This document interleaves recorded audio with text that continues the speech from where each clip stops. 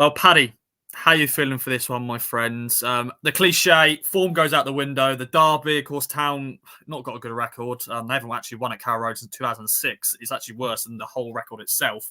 So you're going to this one. Town will be, of course, confident, top of the league. But it's going to be a battle, I'm sure. So how are you feeling? What's your overall prediction and thoughts on how the game's going to come about? I've got to be honest, I can see all three outcomes. I said that at Leicester, actually. We do a team news video when the teams drop an hour before kickoff, and I said all three outcomes, and this is how I feel.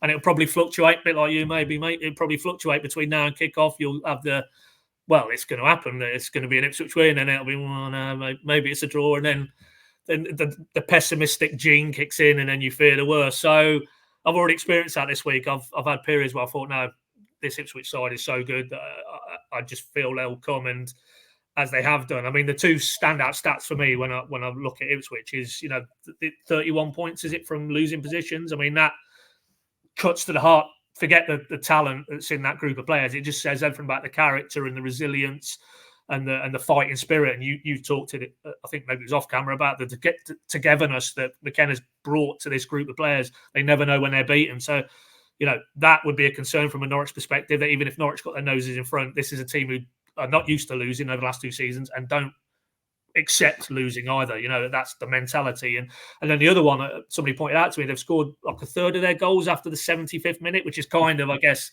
the flip side of the same coin, really. But again, they just keep going, they keep going. So would I be surprised if Ipswich got that long overdue win? No, I wouldn't, because you have to look at and admire really what McKenna and those players are doing. It's a phenomenal achievement to come up from League One and continue with their foot to the floor. I mean, I know he's pretty much maligned now on both sides of the border, but Paul Lambert, in a former guise, did this with a Norwich team where they came out of League One, straight away went through Championship, and then he kept them in the Premier League the following season. And that was a group, without being unkind to them, maybe didn't have a lot of superstars, but they just had something as a collective, and he moulded it.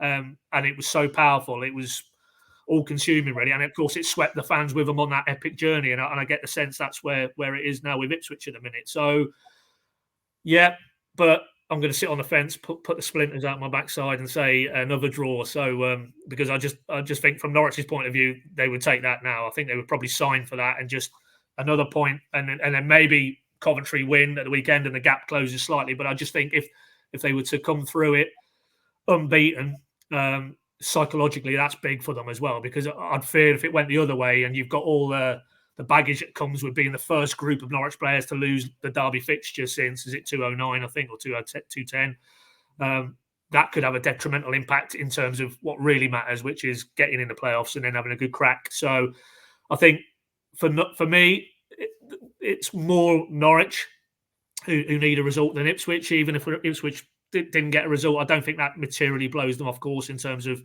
having a good crack at the top two. And for me, I still think, I said to you, Ross, I think it's them and Leeds. I think, having seen Leicester at close quarters, I don't think they're as strong as the other two teams. So I still feel Ipswich will secure top two, irrespective of the outcome at Carrow Road. But yeah, that's a long-winded way of saying I think it's going to be a stalemate, and we'll shake hands and then we'll go our separate ways. And you never know, if it isn't the top two, then maybe we meet again in the playoffs. Oh, I don't know. I can't take that. But Paddy, Carrow Road has been a fortress really for Norwich since November, pretty much. Unbeaten since then. So adds a bit more to this game with Norwich's home form. Yeah, I mean, 7 straight league wins actually, which is remarkable because they couldn't buy a goal, let alone a win, this time last season at Carrow Road. That was Wagner's he came in the January of last year, and they really tailed off dramatically. I think the last 5 league games, didn't win, didn't score a goal, and there was a lot of upset because obviously the majority of fans are the ones who turn up at home, and they wasn't seeing a lot, and they certainly wasn't being entertained. And we actually had a flashpoint, and it's actually probably turned into a bit of a fault line, really, a bit of a dividing point in the season. They played Watford in January, so quite recently still, and they were 2-1 up. It was around about the hour mark, and Wagner's made a couple of substitutions and got absolute dog's abuse. I'm not exaggerating. You can go back and maybe sort of put it into the pink and find out. It was kind of, you don't know what you're doing, and some more uncharitable language directed at him. And to be fair to him, post-match, he's gone for it. He hasn't dead batted it. I didn't hear it, whatever he said fronted it up and said, look, that's not helping. That isn't going to get us to where we want to go to.